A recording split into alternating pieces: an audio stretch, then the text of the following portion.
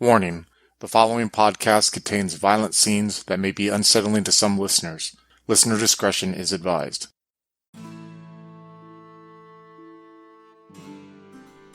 A poor soul of noble origins, a squire tested in battle, a knight-errant forged in Camelot, a man strengthened by love. Join Adam as Sir Goliston and Craig as the Game Master in Blood and Lust, a King Arthur Pendragon duet game of chivalry and mythic adventure. Let us win glory for our king, who will reward us with honors and lands, and the devil take the hindmost.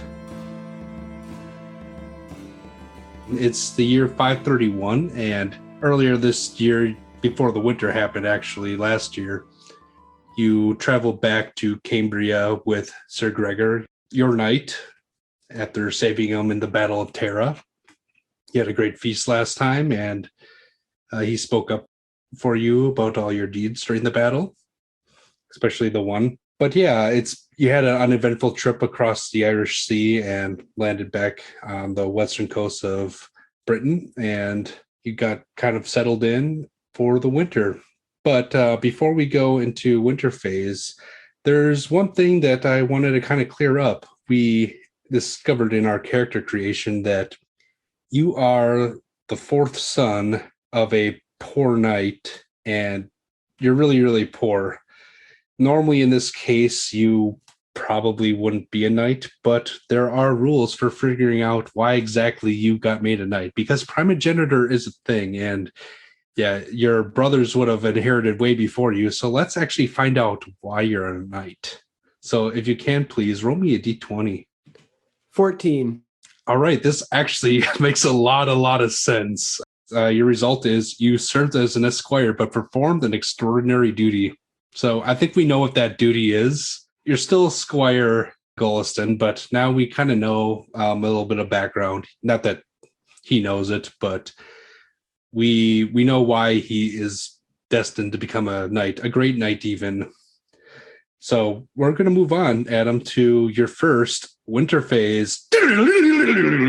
How excited are you for winter phase?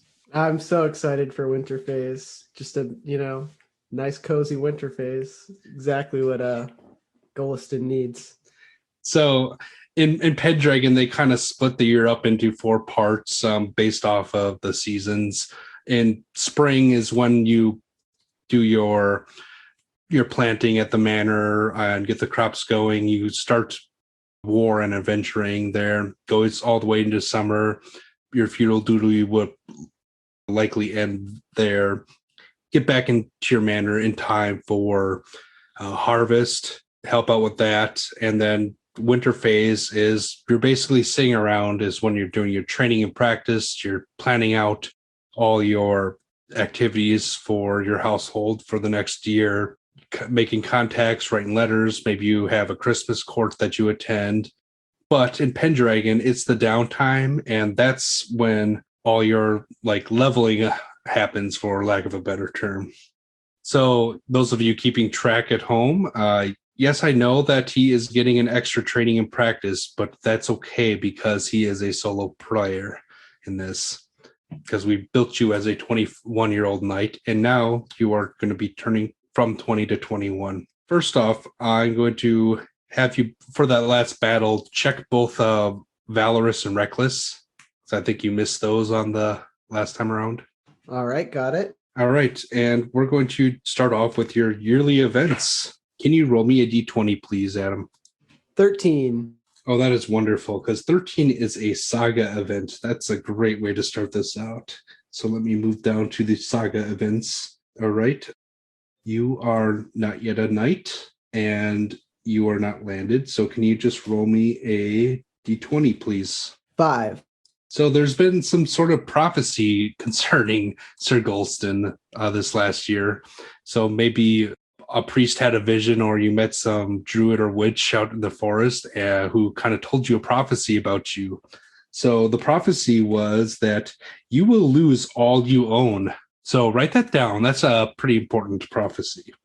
Noted. I was like, wow, prophecy, that's pretty damn cool. And yeah. Yeah. Yeah, how do you feel about that? Still pretty good, actually, but yeah.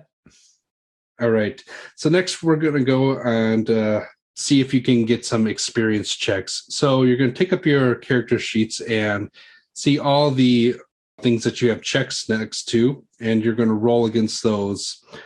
Basically, it's like leveling in like Call of Cthulhu and getting your skill checks. So you're going to roll your D20 and you want to fail the skill, get over it. If that happens, then you will add 1 to your skill.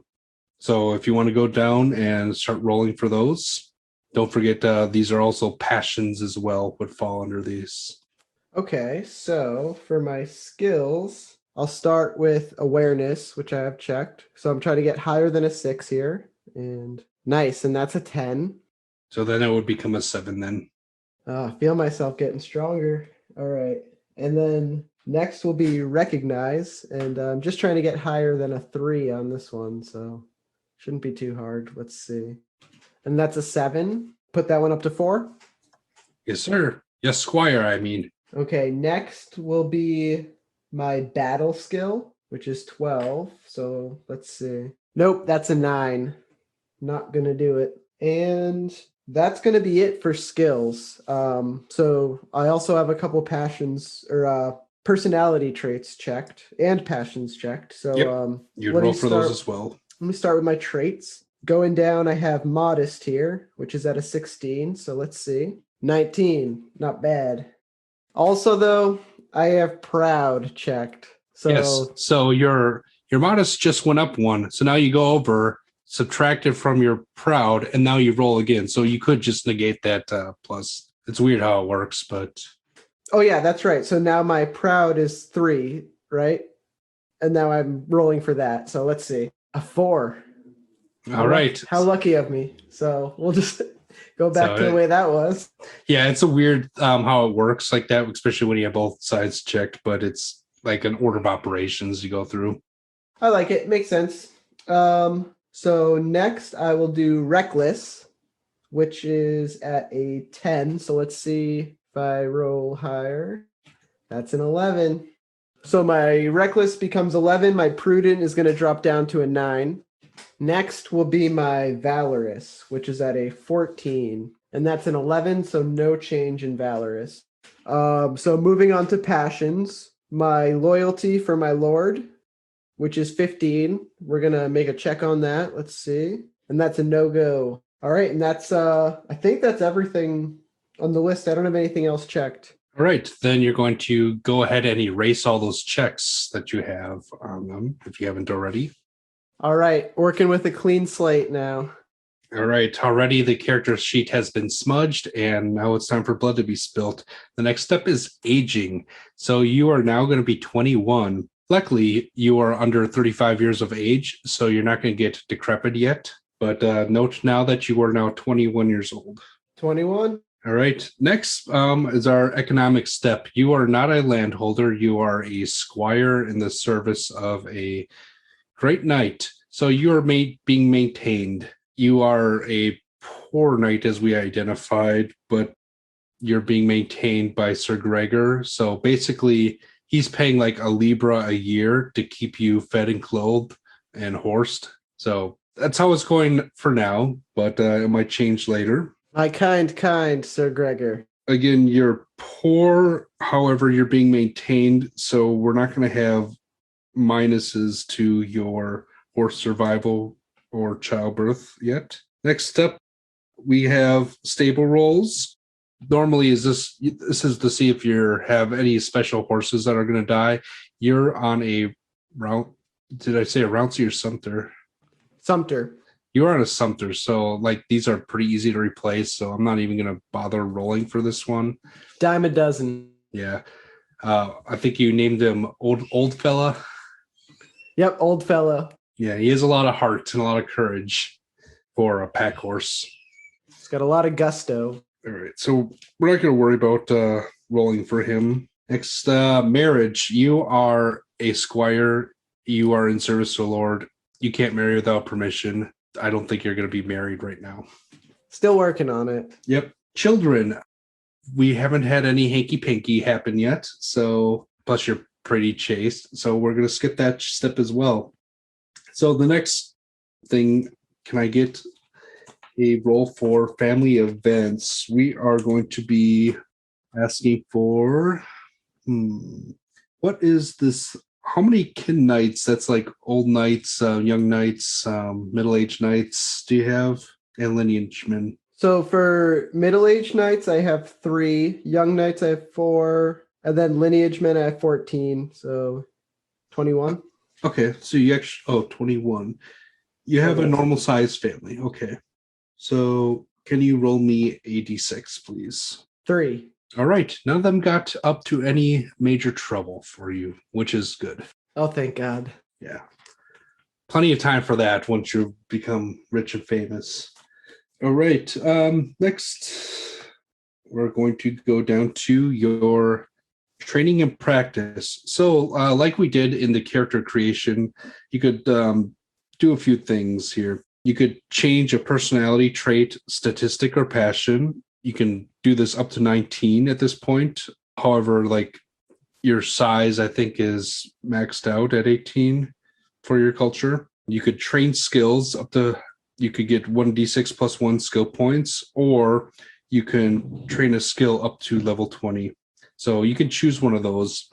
You have pretty good passions already, and your traits, your personality traits are pretty good considering you already qualify for the chivalrous bonus. So my suggestion would be to take the skills or a statistic, but it is essentially up to you. I think I want to go with skills. I'm just kind of looking over to see what some of my major weak spots might be. But I don't even know if that's really how I want to think about it. You could think about it like you've been a squire on the verge of possibly knighthood, and what might you be training up for? What might, in your off time, Sir Greor be trying to, smash into your skull before letting you go? Or what things are you interested in pursuing? So in the last kind of altercation that he did come out alive, but there were certain times where he kind of like felt bested because he didn't have like the full focus that he should have had. So I'd like to increase my awareness. All right, let's see how many let's see how much skill points you have, and you can't spread them around. So roll a d6 plus 1. 3. All right, so you got 3 skill points that you can put really anywhere that makes sense to you. You cannot go to over 15 at this point with this method. Okay, so I think I want to raise my awareness too. So my awareness will go up from 7 to 9. And then I want to put my courtesy up 1 for a 10 as I try to be more, more like fitting of this level of society. Okay, that's perfectly reasonable. So the next step is glory. So I'm going to give you your glory totals from the last session. Your total is actually going to come to 386 plus your annual. How do I figure out my annual? You're not a land-holding knight or anything, and you don't have any cool stuff that gives you glory besides your traits and passions that are 16 and above. On your character sheet, it should be annotated in one of the boxes. And don't forget, if you increased any of your traits or passions above 16, you would get that new value.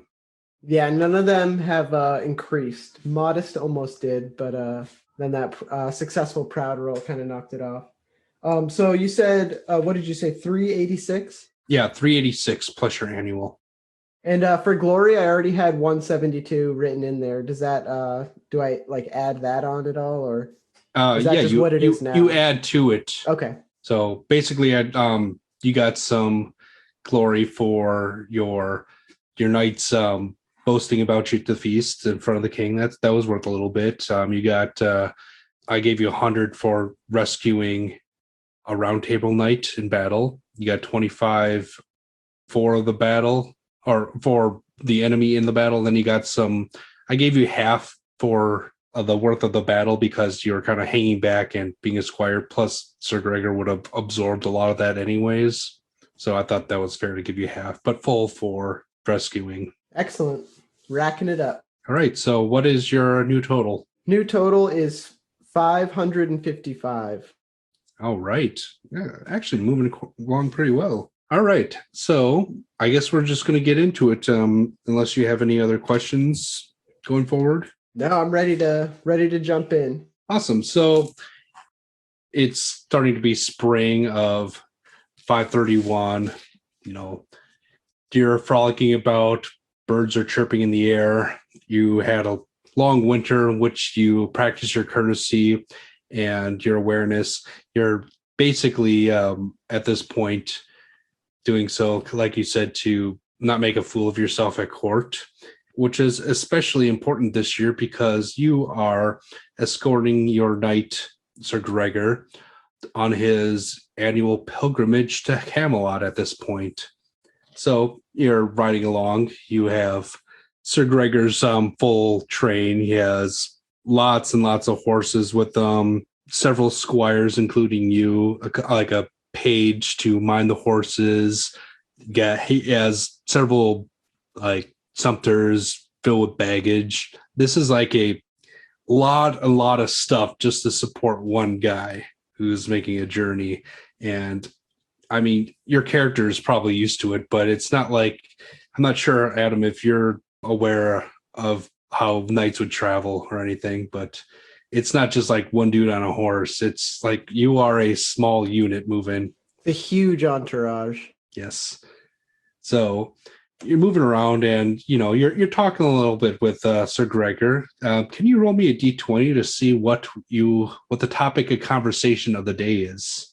3. So appropriately enough, one of Sir Gregor's loves in life is song and poetry, and he really values the clear speaking and putting into words and music the ideas of chivalric romance and just all these knightly deeds. So he's actually getting into the nitty-gritty of it and talking about a lot of things that go into the creation of it. So you're discussing the skill compose at this point. So you can give yourself a check and compose. Quick question. I literally have a 0 in compose. So yes, when I test that, like, what do I have to do to succeed? You have a pretty good shot at making that succeed. Excellent. You just gotta have like not a weird modifier, because weird things can happen. Like you can get cursed. And then I could have like, a negative modifier to it. You could be cursed and roll a 1 or something. Yeah, exactly. Oh, that's pretty cool. Yeah. But you're discussing compose, which I'm not sure if that's really anything Sir Goliston or Squire Goliston has thought about before. But there's probably a lot of work that goes into these songs that the bards play, and your head's probably spinning because like you have no skill in this whatsoever. It's definitely something he's thinking about now. I mean, he does, I wouldn't say he has like a mind for art, but he does like to dabble in the harp, and he does like singing and dancing. So, it's interesting to him, to say the very least. So he's definitely like thinking a lot about it now. Yeah. And speaking of harp, I'm not sure if you wrote it down, but you would have a harp because you have points into it above base. So you're talking around, you're riding through, it's many, many days to get to Camelot. You're going all the way from Cambria on the western side of the island of Britain towards, you're going to Camelot. Do you think Goliston's ever been to Camelot before? He himself, I don't think so. I think it's maybe something his brother, like his eldest brother, March, has maybe been there, but probably a place he's only heard about. Yeah, because Sir Greor goes all the time, and he might have missed the last couple of years, but he went to war on a different continent. But he talks about how he's been a couple times, and the city's just growing out of nothing, almost as if by magic at this point, because it's been maybe a decade or so since it's been founded, and he's pretty eager to see all the new stuff going around. So you're riding, you're walking, you're talking, you're making fires, tending to your lord's every need, going through days and days and days of travel. At this point, could you actually make me a stewardship roll? So I have a 2 and I rolled a 2. So first off, check it because you crit on it. So this is actually quite appropriate. I mean, you traveled with Sir Gregor quite a bit, especially in war now, and you're looking behind him and just, doing some quick math. Like, it's not that you're literate or anything, but you can count to 10, and you're noticing that he's traveling with probably double the amount of horses that he would typically take on a trip like this. Well, what is Goliston thinking about this? Does it have any bearing on him? I think it would probably just make him consider that this is an important trip to an important place, especially since maybe like the other times that he's traveled with Sir Gregor, they've had half the company. And this is just like a bigger show, or it at least seems that way. He just feels the presence of just so much more people, and it makes him feel like there's a lot of weight to this journey and a lot of importance. He probably feels like a little bit of the mystique of where they're headed as well. Where is Camelot on the player's map? Got it. Yeah, it's west of Kent, north of Sussex. It's in the southeastern part of Logres. It might be Winchester on a few maps that you might have seen. All right, are we all oriented? Yes. Awesome. And you see where the Cambrian Mountains are towards the middle western port of the island. That's about where you came from. Okay. So you've been traveling for probably several weeks to get to this point.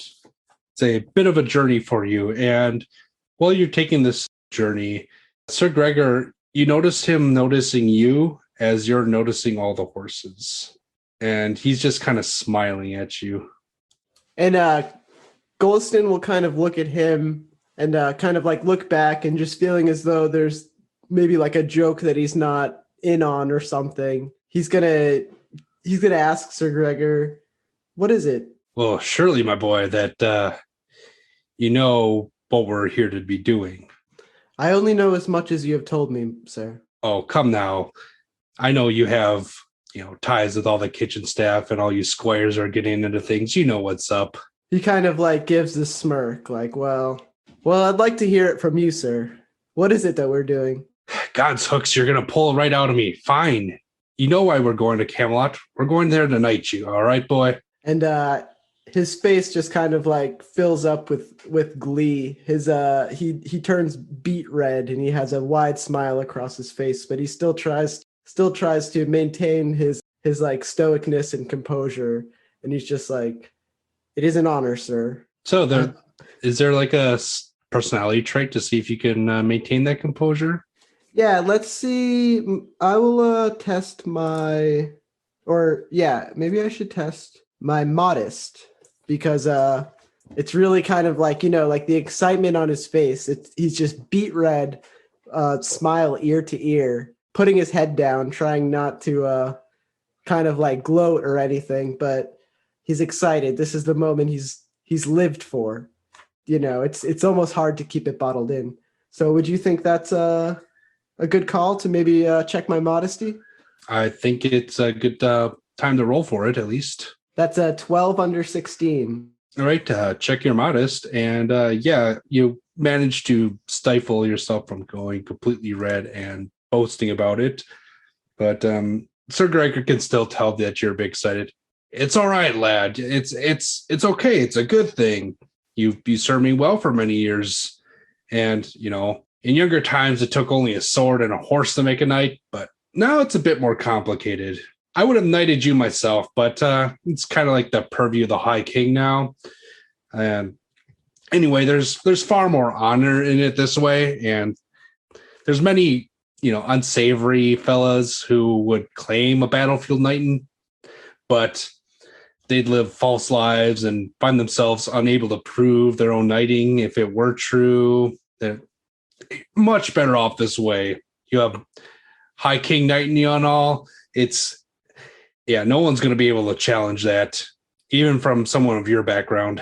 And Goliston looks very delighted as Sir Gregor continues on. And he's like, Sir Gregor, I vow to do you proud. You will not regret this. Oh, you better do me proud, especially want to stay on. That would be something you'd be interested, correct? Absolutely, sir. That's what I like to hear. Need more good knights in my household, if it will. So he basically goes on to explain that you would become, if you accept one of his household knights, being a man sworn to specifically him and to serve him and his household. And, if he would be called to muster and fight again, you would be by his side fighting in his escheal rather than just being the support detail. So there's quite a lot of honor in that. Goliston will actually proclaim it would be an honor, sir. The highest honor I've ever achieved. Yes. Now, there it is right there. And he points off in the horizon and you see like these towers looming. And I'm not sure if Goliston's ever seen like proper stone castles before. Like, have you even been to London? I don't know. That's a good question. I mean, I know that I'm from Huntington. I made it out all the way to the other side of this like continent, basically, to fight the Irish. And I imagine I've probably seen some marvelous things in my day, but never the majesty and kind of like grandiose stonework of what I'm beholding right now. Yeah, it must be either magic or something they brought back from the Romans. But I tell you, it was not like this last time I visited. And he basically, you know that in 520, 521, like Arthur began construction on the ruins of Winchester here. He hired engineers from all over the land, and there's been like tales of it springing up, but you've never seen it before. Sir Greor says it's never looked like this, and I mean, you just critted your stewardship role earlier, so you would know that castles take more than just a couple of years to just spring out from there. Yeah, so if I'm understanding this correctly, it's been probably like at least 10 years since Gregor's been there, but yet like so much has changed in just that time. It's kind of like, I mean, if I'm doing my math right here, it's 531, correct? Okay. Yeah, and you're seeing like this like curtain wall of stone and everything's whitewashed and it's just like reflecting the sun right back at you and just looking all marvelous. And just I'm not sure how religious Goliston feels at the moment, but probably the only like comparison he would have would be like the heavenly gates of heaven. Yeah, it's like it's definitely something that's kind of beyond what he's even imagined, I would think. Just for a little historical comparison, we're going to look at the GPC for this. We are at the very beginning of what is called the Romance period. And it's roughly equivalent to the early 13th century in Western Europe. Like, think Richard the Lionheart, Conquest of Edward I. So most at this point, Ireland was the last of the like rebel lords that need to be pacified, and it's starting to kind of coalesce under what would be known as like the Pax Arthuriana. And at this point, Arthur is basically Lord and Emperor of the known world, and there's basically no more of those robber barons or like, I mean, you still have brigands, but at this point, all the people have been conditioned from years of war that, yeah, war is terrible and we need to look towards romance as to reinvigorate us. And the ideas of chivalry are just starting to become popular. So armor of the period, you're still probably wearing your gambeson as a squire, but a lot more of the more heavy duty reinforced riveted chain has become more popular. And many of the richer knights have like pieces of plate kind of tied or bolted to their harnesses. So like Sir Greor being a round table knight has had some pretty good armor for like a year or so, probably as a gift from Arthur himself. But on your way in, you probably noticed a few more knights have been sporting it, not really going for the old style anymore. It's mostly closed helms at this point. Some of them have even pieces that open and close. And let's see what else is new. There's this new custom around about having more than one lord that you would swear to. So there's been talk, and you would know this from your courtesy training that you've been doing over winter, that you could actually serve more than one lord at this point, but one would be your liege lord. So if there's ever a conflict between them, you wouldn't have to decide. And heraldry has become even more important, and households have been, even sporting some badges, and even like some of the servants are wearing like the house colors. So that's a pretty popular thing.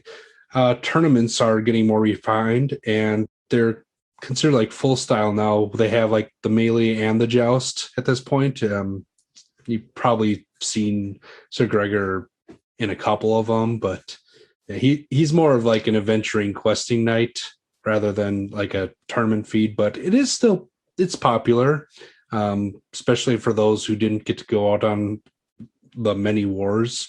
Got to prove yourself somehow.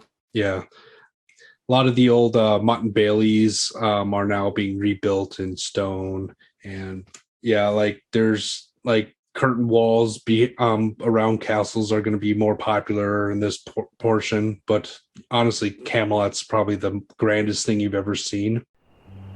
I like knights. Do you like knights too? If so, check out our Scion, Temptation, and 13th Age games for more chivalric role-playing.